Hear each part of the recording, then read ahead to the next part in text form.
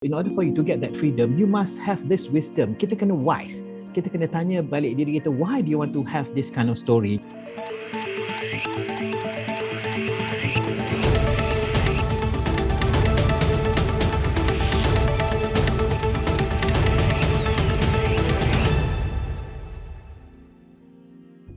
Saya rasa yang paling penting adalah kita merdekakan pemikiran kita, contohnya seperti saya bermula bekerja di sebuah bank, kemudian saya menjadi jurnalis, kemudian saya punya consultancy company, dan sekarang saya berada di Sarawak Media Group membantu untuk set up a new TV station in Sarawak, dan pada masa yang sama saya juga buat consultancy work. Jadi saya rasa this is some of the things that I can do in dalam sebuah negara yang merdeka. Jadi pemikiran saya merdeka dan saya rasa bangga kerana saya dapat membuat benda-benda yang saya suka dan juga yang boleh memakmurkan negara. I contribute to nation building in my own way. Sebagai pengamal media, contohnya semasa saya mula-mula berkecimpung dalam dunia media 30 tahun yang lalu. Oh my god, I'm so old.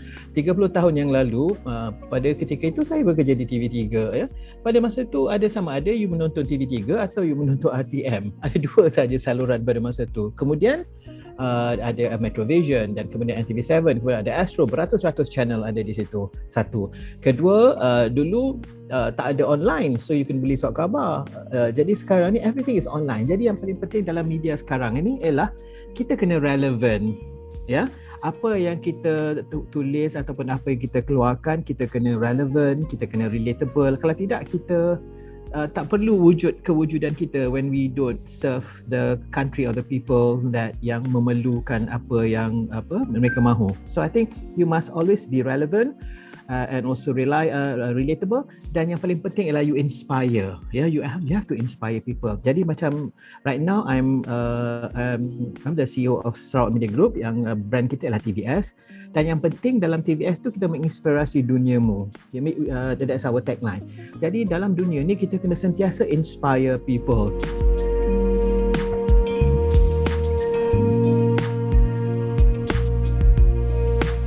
Pada saya senang saja. At the end of the day, it is how we improve the lives of the people. That's it. Because at the end of the day, it's the rakyat that will judge any leader. Yeah.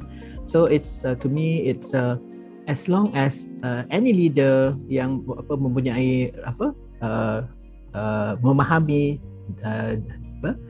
nadi denyut rakyat, what the rakyat wants, I think that's basically what's important for the country, and upliftkan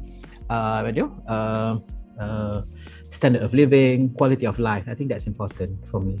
A lot of ways. For example, you can on education, not necessarily you have to have the best innovation in the world. So it can be how you improve dalam pertanian, how you improve dari segi standard of living, how people can to me what's important is improve the disposable income yang kita ada. For example, katakanlah your disposable income, katakanlah of a certain level, how we can avenues yang perlu ada untuk kita menaikkan taraf hidup. It's basically menaikkan taraf hidup kita. Itu sangat penting. Dan yang kedua ialah supaya kita terus berfikir untuk menjadi satu masyarakat yang hebat lah. I think hebat ni ialah pemikir-pemikir.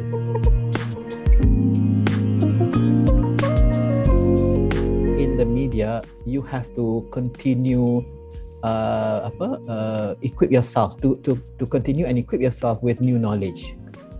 Sebab saya rasa kita setiap hari kita kena dapat ilmu-ilmu yang sangat banyak, sebab kita kena lebih ke depan bila kita mengetengahkan idea dan juga argument as reporters, as journalists. Yang pertama.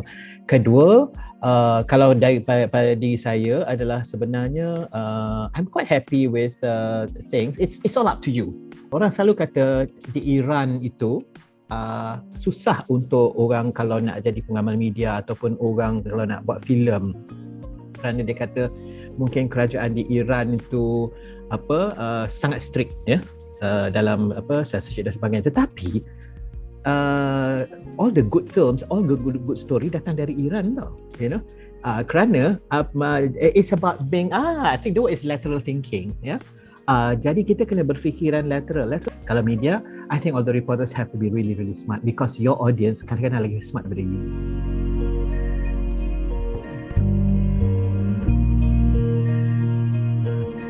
With freedom comes responsibility dan kena ada wisdom juga, ya.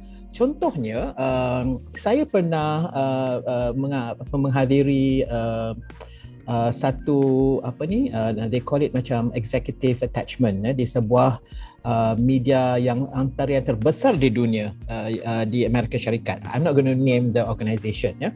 Ini di Amerika Syarikat, sebuah negara yang kita kata, oh, this is freedom dan sebagainya. In America, you can't afford to be sued. Nanti you boleh bungkus operasi terus. Jadi di situ sebagai satu contoh, no matter how free you are, macam mana banyak kebebasan pun kita nak, kita kena sentiasa bertanggungjawab. Satu. Kedua, in order for you to get that freedom, you must have this wisdom. Kita kena wise.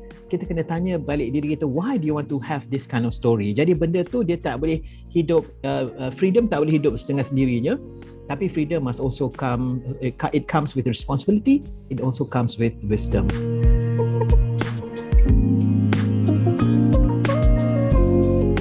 Saya tak pernah berjuang. Saya tak ada pahit lah sebab saya rasa I have always had a very good experience dalam dunia kewartawanan ni. You know, I've been in this industry for 30 years. Before that, I was a banker for 3 years.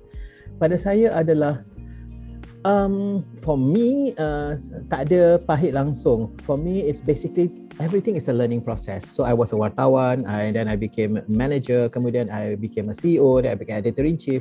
Jadi dalam setiap itu kita melihat kewartawanan ni dalam aspek-aspek yang berbeza, you know, aspek macam mana untuk meningkatkan kualiti kewartawanan, satu. Kedua, to make sure that the business is sustainable, ya. Kita kena juga buat duit nak bayar gaji staff. Kalau tidak macam mana kan wartawan-wartawan semua tak ada kerja, kesian wartawan kan. Ketiga, kita kena tengok, kita kena sentiasa relevan. Ya, kita kena bagi orang apa yang dia nak tahu.